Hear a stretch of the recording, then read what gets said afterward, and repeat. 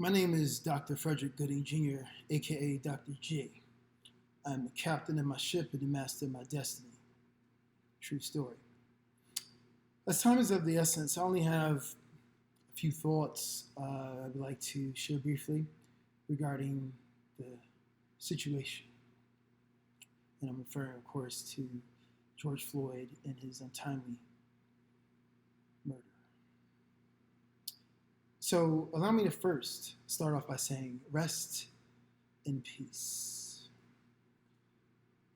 But I must state that, in all honesty, I feel somewhat disingenuous in stating that because, as I can only imagine, I cannot fathom how horrific it would be to be out in a public place with three grown men on my body and a fourth pressing his knee on my neck as I tell them I can't breathe. When I say rest in peace, I guess that presumes that his spirit is in a better place and that he's free of some sort of pain or agony, but that was a horrible and terrible way to end this thing called life. Those were his last moments. The very same people who are trusted with the responsibility of ensuring safety and welfare of the public was the source of his demise. It was depraved. It was unconscionable. And what's so interesting is that I think all of this was for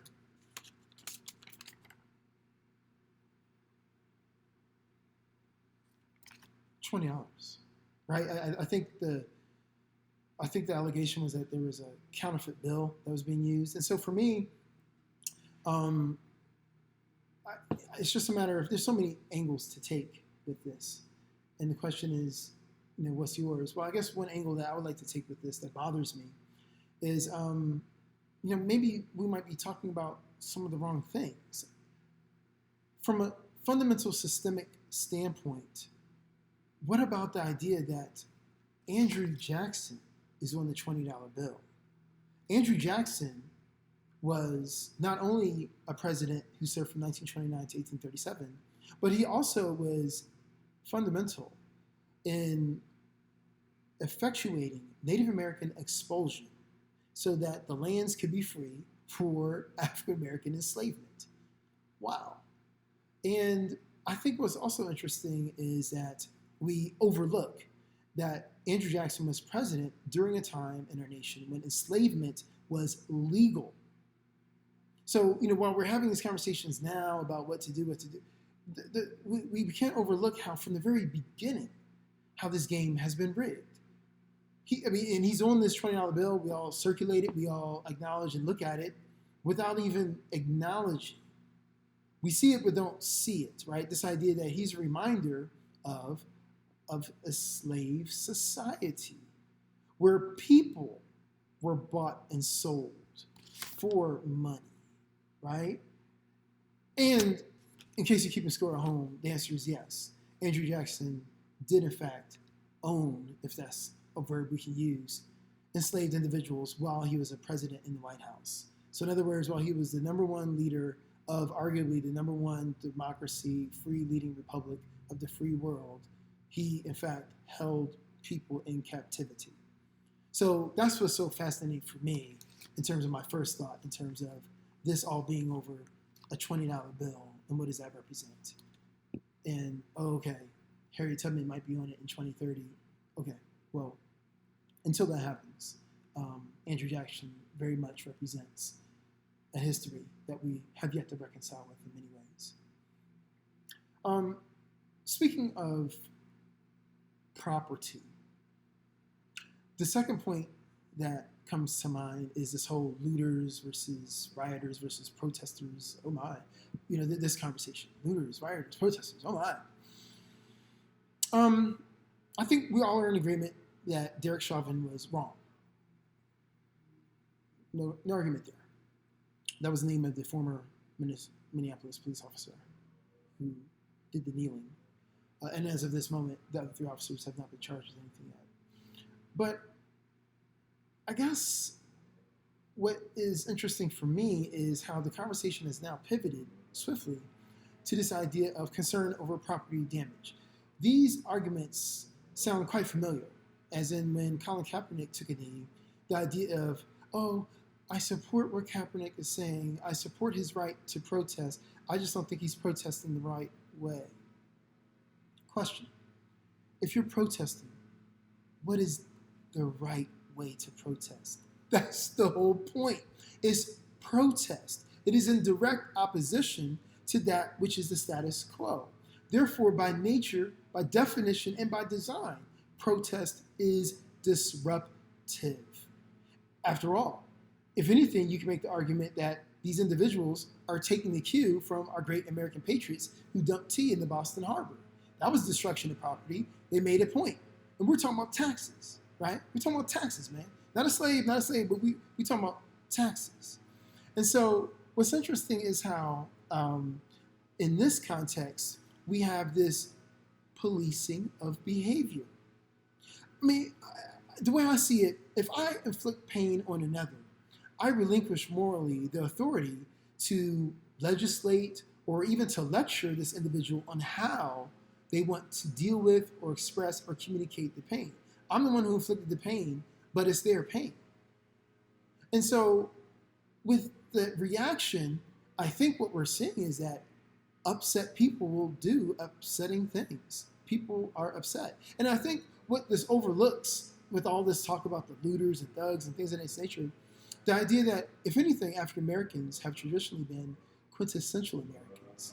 I think African Americans have written all the letters to the senators, they've attended all the town halls, they've placed all the phone calls that they possibly could. And so the question is, what else can an oppressed people do? My queen reminds me that Frantz Fanon warned that the starving peasant outside the class system is the first among the exploited to discover that only violence pays. Prophetic words. And I can say in closing on this second point is that when it comes to rioting as a form of protest, I may not necessarily underwrite it in terms of me actually being out there myself, but I think it's necessary that I understand it. When people are oppressed, people are in pain, you got to deal with the underlying cause, root, and source of the pain. But it seems as if the conversation is about the property. Well, if only my white brothers and sisters or those in opposition felt as strongly and passionate about the loss of black life as they did about the loss of public property, where would we be? And finally, my last thought on this is that I'm shocked, but I'm not surprised. Of course, you have to be shocked. Anyone with a soul has to be shocked over what they saw, especially the haunting footage of Derek Chauvin immobilized, almost like a statue. Like he was past this point of no return. I guess maybe he felt as if he was going to relinquish his power, if we're in control.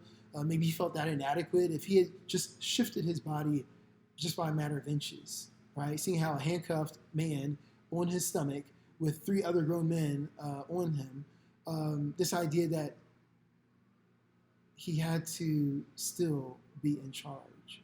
I think it was emotionally and spiritually immature with devastating consequences. But I think for me, is what's interesting is I don't know if this will be the last that we'll see of this cycle. I am not classifying myself as an Afro-pessimist, but the fact of the matter is I predict the cycle will be, there will be unrest, followed by a calming period, followed by attempts to revise public rhetoric and policy. Both activists and antagonists will fatigue as the system continues to move forward and move forward fundamentally unchanged. Most of the changes that we will see will be largely superficial and cosmetic. what's my basis for this? Why so pessimistic? Well, again, I guess part of the reason why I subscribe to this idea is I'm just going off of the idea that when it comes to the systems of power and how they operate, people of color just have so little access to them in terms of overall influence on a massive scale. Of course, you always have exceptions to the rule. You always have isolated incidences of black faces in high places, as Dr. Cornel West says.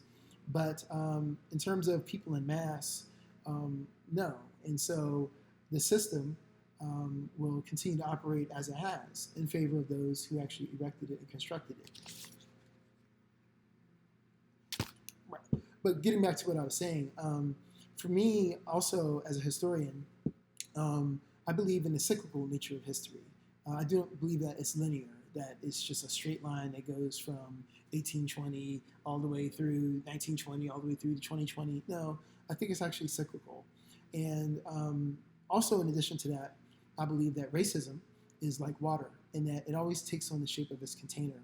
And so what happens is, over time, what we do is we construct a new container and then fill the water, and it just merely takes on a new shape. And we dismantle that, say that's not adequate. We build a new container, and then we pour in the water, and just merely just takes the shape again.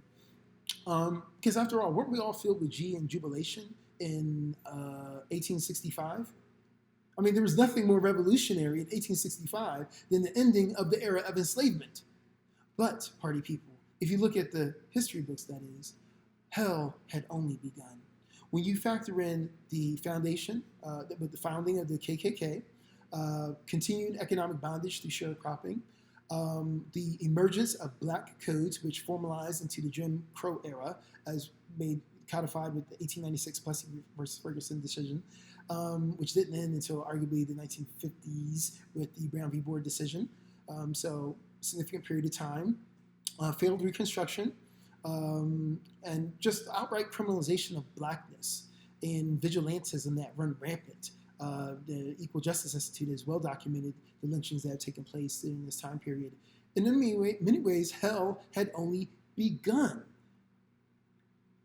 But in 1865, many were jubilant. In fact, me being in the state of Texas, I think that's the reason for this holiday called Juneteenth, right? This idea of we're so happy.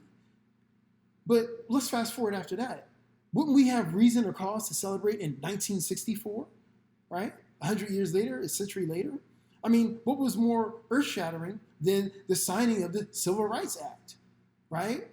I mean, arguably, the Civil Rights Act merely recognized rights that were afforded and accorded people in the Constitution, but this idea that, wow, Martin Luther King had perhaps seen the mountaintop.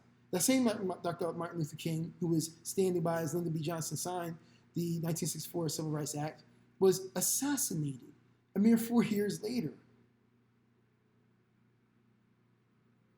The same Dr. Martin Luther King that everybody loves come January, the same teddy bear everybody wants to hug come January, he was assassinated. And we had unrest in the streets similar to what we see now. But, I mean, you would think that that moment was a cause for celebration and cheer. I mean, you had policies in place.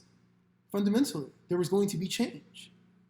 And there has been change. What's interesting, if not ironic, is that statistically, most white women have benefited the most from Title VII and Title IX provisions.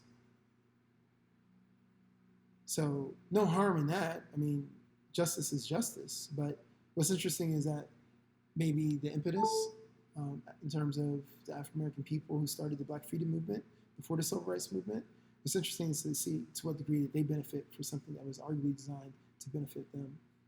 And then lastly, weren't we all filled with not just optimism, but hope in 2008 with the election of Barack Obama?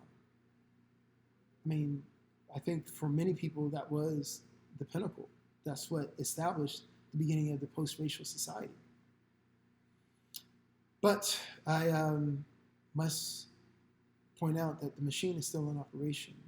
Just because you have one black face in a high place doesn't mean that the machine ceases with this operation. I was horrified at Oscar Grant's killing in 2009, Fruitvale Station. I was mortified at Trayvon Martin's killing in 2012. I was traumatized at Michael Brown and Tamir Rice's killings in 2014. And let's not forget Freddie Gray and Sandra Bland in 2015. Do you get the pattern? All these deaths happened while Barack Obama was president. It's not the fault of the brother. I appreciate him and what he represents. But what I'm saying is that Black Lives Matter started on his watch. The system was still in operation in such a way where that aspect of change did not mean ultimately overall change. So that's why I would caution us not to fall for the hook. I would caution us to remain vigilant in keeping up the pressure, maintaining our study and education of ways in which we can innovate fundamental systemic change, asking the larger big picture questions. Because if there is a semblance of hope that I do share in this message, it is that although I may find the Andrew Jackson to Harriet Tubman change somewhat cosmetic, I think what hasn't changed is the fact that people, African American people, have always found a way to supersede. Yes, the African American experience is a story of trial and tribulation, but it is also a story of triumph and veneration. Somehow, some way, these people of mine have garnered the energy, the intellect, the resources necessary, not just to survive, but to thrive. And as the goalposts keep moving, as the mountain peak keeps rising, as the shape of the container keeps changing, somehow Black people have continued with their magnificence and genius. What would the world sound like without the sound of Black people and our flavor? It would be a very dark world indeed, if you follow what I'm saying. And so let this light continue to shine in us all. May we still be encouraged to use the powerful, unlimited forces of creativity that we have to fight these destructive forces that have been in place and currently still are in place. And so, in closing, I wish that all of you maintain your zest for life, maintain your quest and your thirst for justice, and may you keep fighting the good fight. With respect to all what's happening, I understand how you feel. But keep your head, keep your faith, and keep your shoulder to the wheel.